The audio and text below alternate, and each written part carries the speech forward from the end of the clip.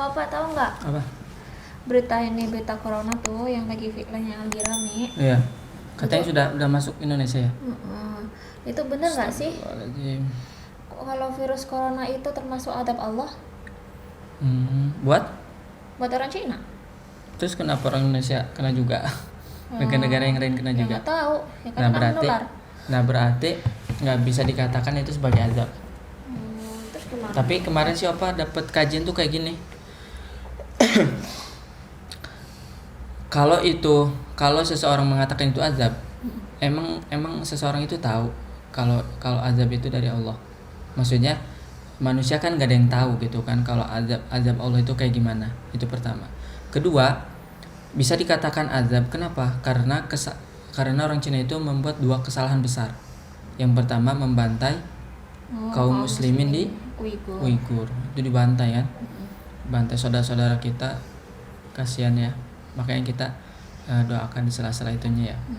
Terus kedua, kesalahan terbesarnya adalah pemerintahan Cinanya mengaku apa? Mengatakan seperti ini, tidak ada yang bisa mengalahkan kita. Nah, itu kan udah sombong. Itu di dalam Al-Quran ya. Azab itu akan datang karena perbuatan hasil tangan mereka sendiri. Ya kan, seperti kisah-kisah dahulu. Kenapa azab itu turun? Karena perbuatan mereka. Seperti kaum Ad dan kaum Nabi terdahulu. Begitu. Itu kan? Jadi kita menganggapnya tengah-tengah itu. Jadi nggak bisa dipastikan. Iya. Itu. Lagian kalau benar azab. Iya. Lagian kalau itu beneran azab, berarti harusnya di Cina doang kan? Ini kan udah menyebar ke negara-negara lain kan? Begitu. Itu. Di sahabat juga, di Rasulullah itu kan ada hadisnya juga kan? Yang itu yang kisahnya taun itu. Penyakit taun. Nah, itu juga virus kan? Dan mematikan. Di mana virus taun itu? Betul, di mana? Di Syam. Iya, Syam. Saat itu pemimpin kaum musliminnya siapa? Siapa sih? Lupa. Ubaidillah. Enggak, pemimpin kaum muslimin khalifah saat itu. Ya, di pemerintahannya Khalifah Amirul Mukminin, ya kan? Umar bin Khattab. Nah, itu terjadi taun.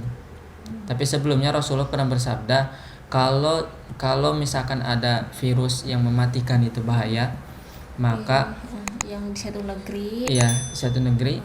Dan dia terkena, dia nggak boleh keluar. Iya, tetap di negeri itu kan. Kemudian yang di luar itu nggak boleh masuk juga ke situ. Iya.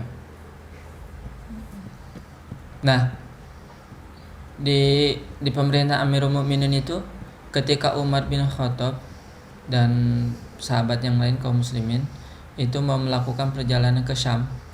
Berarti saat itu musim panas ya. Ya kan? Rihlata syita'i wassaif. Kebiasaan orang Quraisy ketika musim panas mereka pergi ke Syam, ketika musim dingin mereka pindah ke berangkat ke Yaman. Nah, itu salah satunya untuk bisnis mereka berdagang. Nah, berarti saat itu musim panas dan di Syam itu sudah terkena penyakit virus itu. Tapi namanya virusnya taun. Saat itu gubernur Syam saat itu Abu Ubaidah bin Jarrah menjadi gubernur di Syam. Nah, Amirul Mukminin dan rombongan para sahabat dari sana menuju Syam. Sebelum menuju Syam pertengahan, ternyata Abu Ubaidah bin Jarrah itu mendatangi Umar, ketemu tengah-tengah dan mengatakan, wahai Amirul Mukminin, di Syam ini sudah terkena penyakit namanya taun. Dan banyak kaum muslimin yang meninggal saat itu. Maka Amirul Mukminin dan bersama para sahabat berhenti dan Umar memerintahkan untuk mendirikan tenda. Nah, disinilah diuji kemampuannya Umar bin Khattab, ya kan? Diuji kecerdasannya. Rasulullah juga mengakui kecerdasannya Umar bin Khattab. Gitu. mengakui kecerdasan Umar bin Khattab. Nah, apa nih Umar bin Khattab memilih apa? Apakah meneruskan perjalanannya? Apakah pulang kembali? Akhirnya setelah itu Umar bin Khattab mengumpulkan orang-orang Quraisy. Orang-orang Quraisy mengumpulkan dan ditanya, bagaimana pendapat kalian? Di antara mereka berbeda pendapat. Ada yang mengatakan, wahai Amirul Mukminin, kita lanjutkan perjalanan.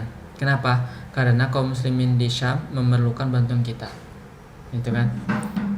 Tetapi sebagian dari mereka mengatakan enggak, kita harus pulang kembali supaya kita tidak terkena penyakit taun itu. Akhirnya Umar bin Khattab belum menemukan jawabannya. Akhirnya dipanggil lagi kaum Ansor. Kaum Ansor dipanggil, dan di antara kaum Ansor juga berbeda pendapat. Ada yang mengatakan lanjut, ada yang mengatakan pulang.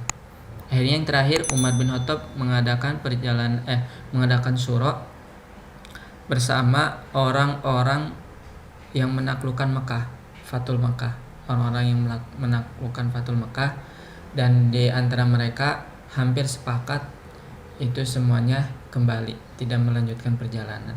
Akhirnya Amirul Mukminin sebagai khalifah memutuskan untuk kembali lagi. Nah, di saat itu Abu Ubaidah istilahnya marah gitu. Bagaimana Anda lari dari takdir Allah gitu? Bagaimana Anda lari dari takdir Allah?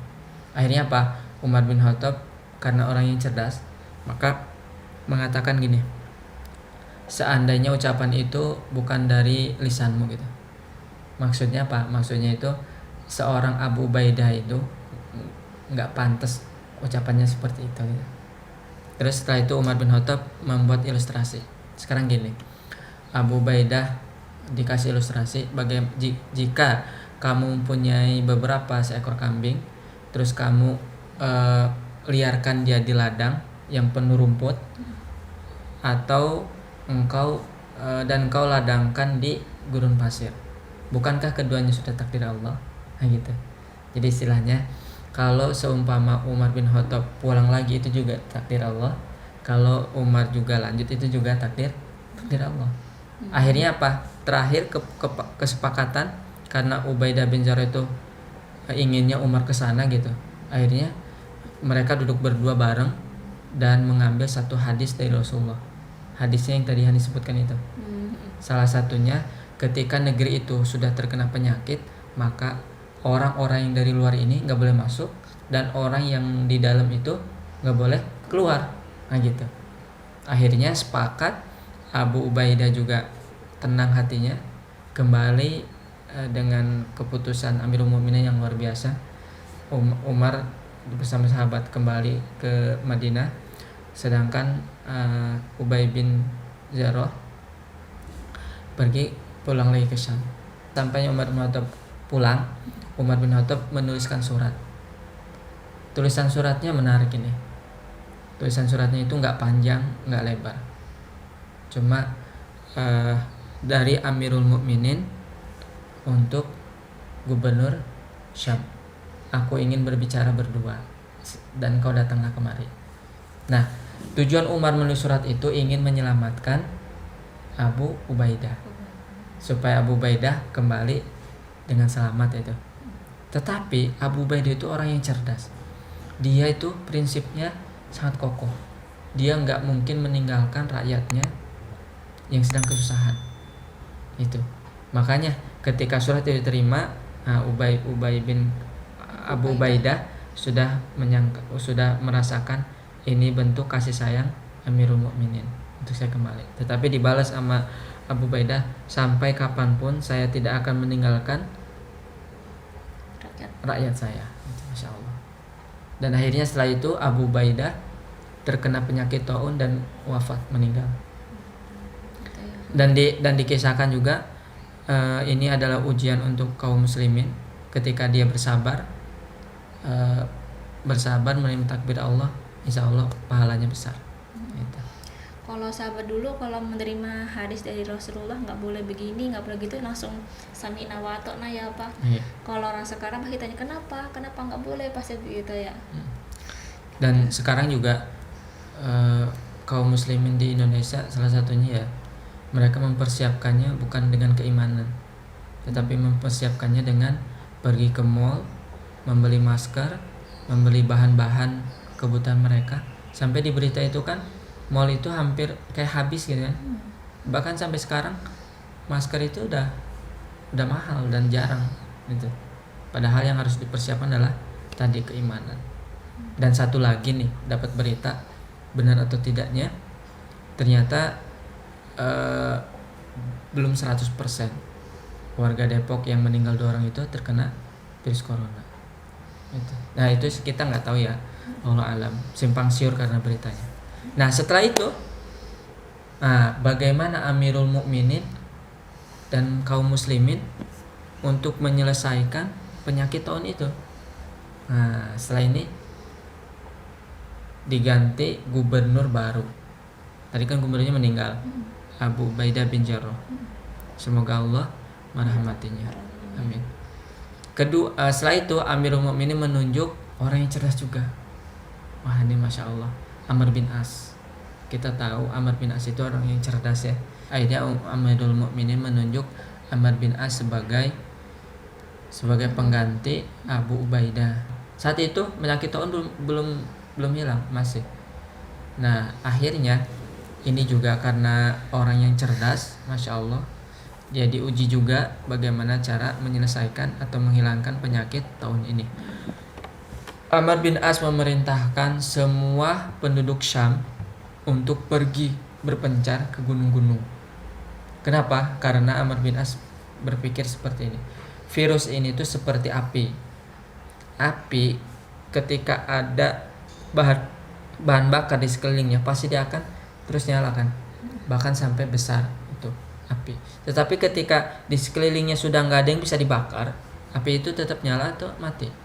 Lama-kelamaan akan mati. Nah akhirnya Amr bin As memerintahkan masyarakat Syam untuk berpencar ke gunung-gunung,